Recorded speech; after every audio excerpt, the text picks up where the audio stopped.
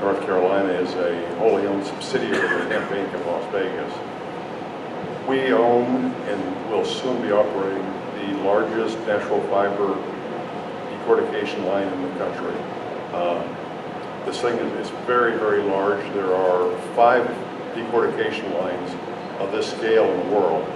There are 2 in France today, there are 2 in South Africa, and the one right here in North Carolina. We anticipate being fully operational in the 4th quarter of this year. Once we are fully operational, we will have the ability to decorticate 40 million pounds of hemp per year in one plant. We've got a 70,000 square foot facility that sits on about 10 acres of land. When we bring the plant online in the 4th quarter of this year, we're going to start processing a plant called Canaf. It's a cousin to the industrial hemp. But as soon as the laws change that allow us to grow and process industrial hemp, we will immediately make the switch. The products that we make are for the gas and oil drilling industries, the automotive industry, the textile industry, just to name a few that we're going to enter as soon as we get the facility operational. But I mean, we could branch off into numerous different products for numerous industries. The last 18 months, we've done a lot of work with the farmers. There's not a lot of farmers in North Carolina that have ever grown Canaf, nor industrial hemp, obviously. We're very grateful to all our friends in Kentucky, Tennessee, especially Colorado, for the help they've given us. Today in Colorado, they're growing a lot more hemp, industrial hemp, than they were last year. And there's a lot of issues that they're experiencing today that they didn't anticipate. So we're working closely with those guys to help the farmers. And these are family farms that are growing, 10 acres or 100 acres or 200 acres. This thing is kind of new to them, and there's issues with the issues we're up against today is with the harvesting of the crops. I'll be back in Denver in another week or 10 days to work with them on getting the crop baled properly. As far as extracting the seed and the bud off the industrial hemp plant, they've perfected the technology in Colorado the last couple of years. It's there's a learning curve to get this thing right, and but we've shared a lot of information with them, and we're really excited about where we're at, and we're grateful for what the North Carolina Industrial Hemp Association has done with where we're at today with our legislation, and we're optimistic that we're going to be legal soon. And it's just been a lot of work, a heck of a battle, but I think we're getting real close. So we appreciate everybody's help.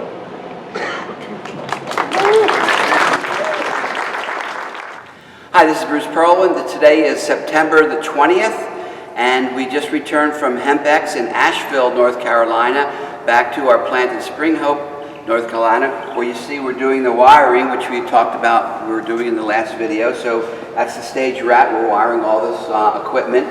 And meeting us here is Kevin Hodge, because one of the things we're doing is putting a big giant silo up to store all of our LCM material, and it needs 8 feet of concrete, engineered concrete, to hold the weight of the silo and what's in it, based on what we experienced in the at the last plant. And we don't want to use concrete and cement. We want to use Kevin's hemp adobe. So we're going to use that and show for one of the first times that you can use hemp adobe in a commercial application, and a very large commercial application. When you talk about 8 feet of concrete, that's not a small construction project. So let me turn it over to you and tell us a little bit about this foundation that we'll be building with you'll be building with the hemp adobe, and explain the difference between that and cement and concrete. Sure. A lot of times, from what I've got on the research end from Dave Schmidt, who's the plant manager of the North Carolina facility, is that there is a water table roughly 20 feet down below the substrate, and that's why they want this big pad or 8 foot thick, this monolithic pad down there. So it's immovable in seismic and liquefaction type of events, or earthquakes. What we're going to propose basically is to do pads on the outside, smaller pad footprints of 4 foot thick, and then have a center ring inside. So the pad will be wider, but less invasive, and you'll have basic grass inside of it. It'll do the same thing. It's like a boat. It'll float. And what is exactly your product? Without giving away any of your secrets, what is hemp adobe? Hemp adobe is basically an old refractory made out of magnesium. And magnesium and hemp combined geometrically facet. So it's kind of like when snowboard or skiers or boat manufacturers, aircraft guys, they're all orienting the material and layering it inside of the captured substrate, which is the hemp, into the magnesium cement. And it's waterproof and very fireproof and very bug-proof. It puts off a number of different beneficial qualities. Now at HempX, I met the guy that did the hemp adobe or hempcrete houses. Great. You had great conversations with him. In fact, we're going to move forward with building some hempcrete houses with him. But tell us the difference between, for those that don't know, between your hemp adobe and what most of people know as hempcrete. Sure. Hempcrete, by and large, is a European construct. And what they've done is they've used lime and some Portland cement to lock up or bind the material itself, the hemp hurd, and then they have to tamp it to get it into compaction, right? That's an insulator. It's not structural. We're structural. So I went in the opposite direction with a minimal amount of hemp inside of a magnesium type of cement for a structural envelopment. We're making a panelized system, like a composite panel. And the difference is that we can go both ways. We just change our formulation. We can make hempcrete with what we have, but we can also be structural and use no 2x4s, kill no trees, no concrete, no nails, no screws.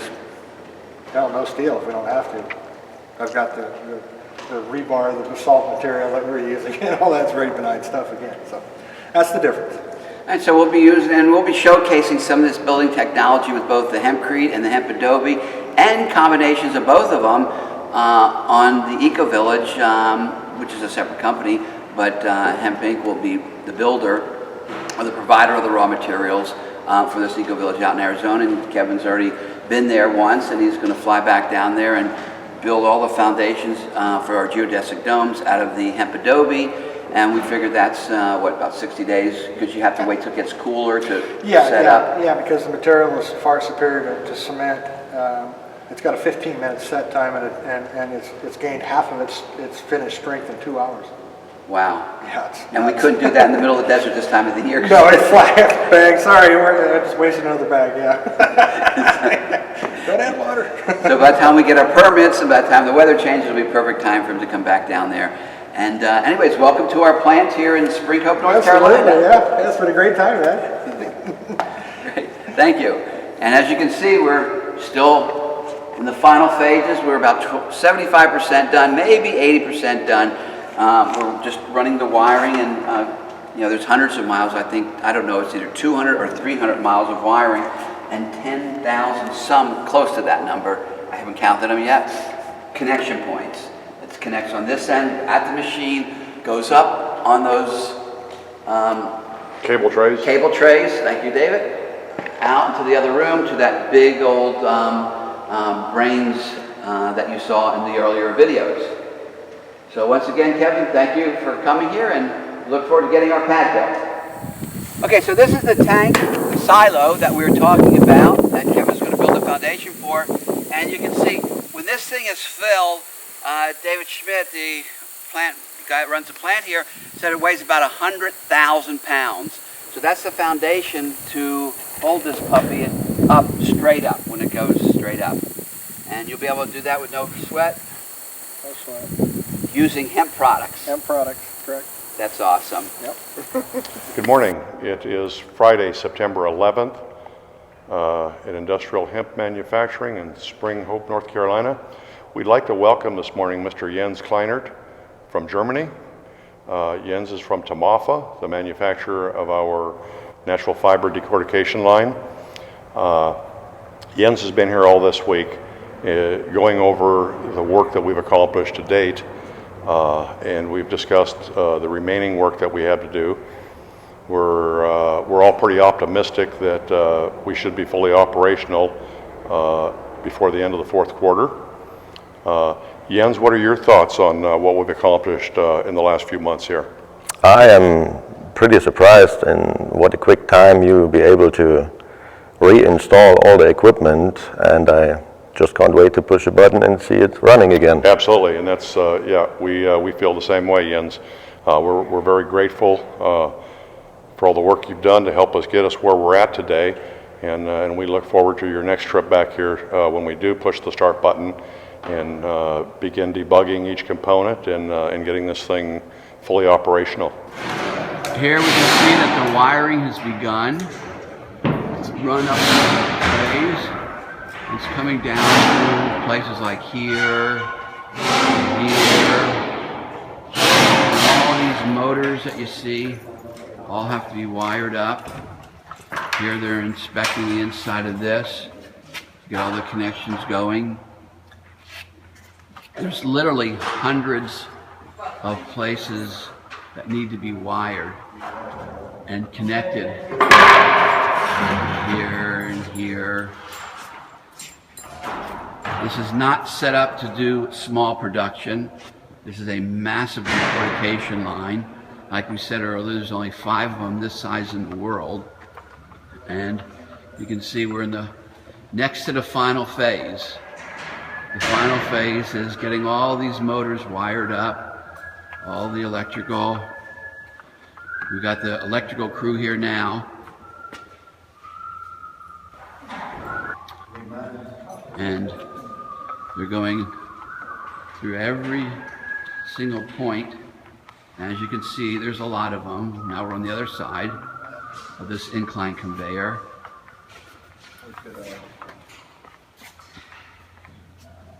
Getting all the electrical lined up. As you can see again, there is many, many electrical points to get wired up from the machine up to the tray. Now here's the second half of the line again. The electricians are here, starting to do all the wiring.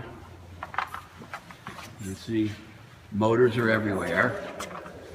And to do something this size takes a long time, a lot of work, and in this next to the final phase, a lot of wiring.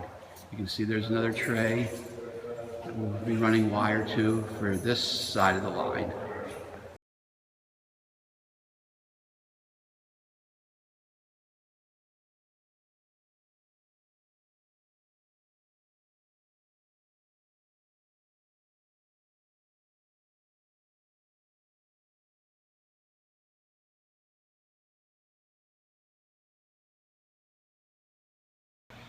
Okay, this is the second canaf field that we have, another 50 acres here.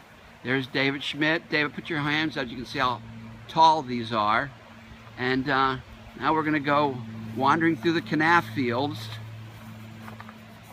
And you can sort of see, It's like a jungle, isn't it? it's like a jungle in here. And all of these stalks is what makes our fiber, and the inside makes our lost circulation material. And so you can see what it looks like to be inside of a canaf field. And there's some humans on the outside of the canaf field. That's David Schmidt, and you're the farmer? Yes. Tony Finch. Tony Finch, who's growing this incredibly beautiful canaf field that we see all 50 acres.